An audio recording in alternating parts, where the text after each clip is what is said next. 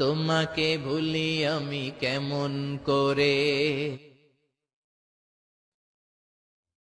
খেয়ে না খেয়ে দিন প্রচারের কাজে নিজেকে দিয়েছ বিলিয়ে, তাই ফের কাফিরেরা চিনল না সে আলো, দুষ্ট ছেলেদের পিছু দিল লেলিয়ে।